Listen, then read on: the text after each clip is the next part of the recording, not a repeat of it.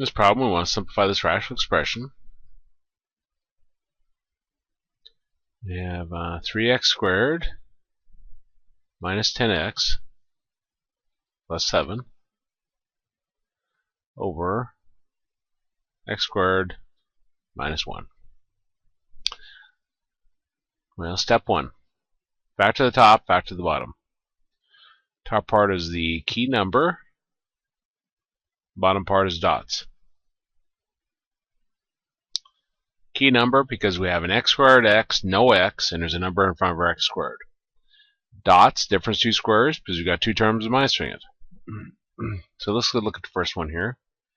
We've got 3x squared minus 10x plus 7. We said key number. Key number, we take the number at the beginning times the number at the end, ignoring signs.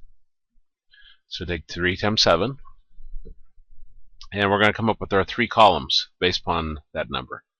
So 3 times 7 gives us 21. The P column, we're going to list all products, give us 21. We got 1 times 21. 2, no, 3 times 7. Guess that's it.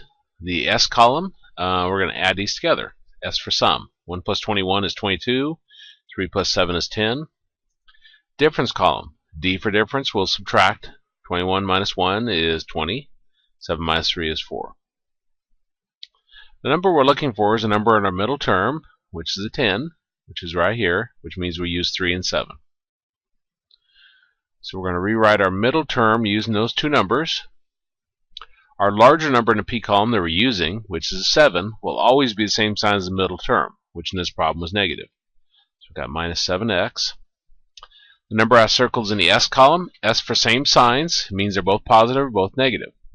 Since the 7 is negative, then the 3 has to be negative. Now we want to use factoring by grouping. So group first two terms together, group last two terms together. First two terms have an x in common, and that leaves us 3x minus 7. Second group doesn't have anything in common, but my first term's negative, so I'll factor out a negative 1. Remember, for GCF, if your first term's negative, you always factor out a negative.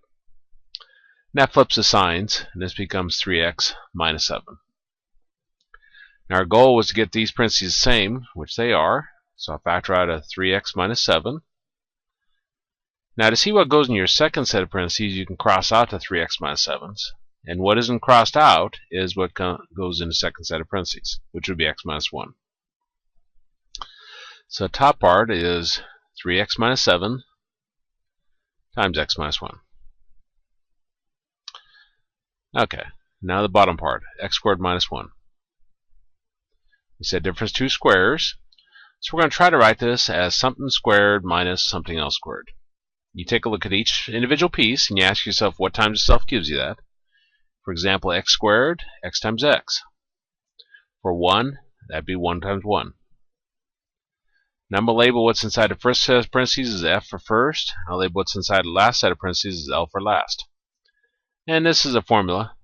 Our difference two squares says f plus l times f minus l. So everywhere I have an f, I'll plug in x, and everywhere I have an l, I'll plug in 1. So that gives us x plus 1 times x minus 1.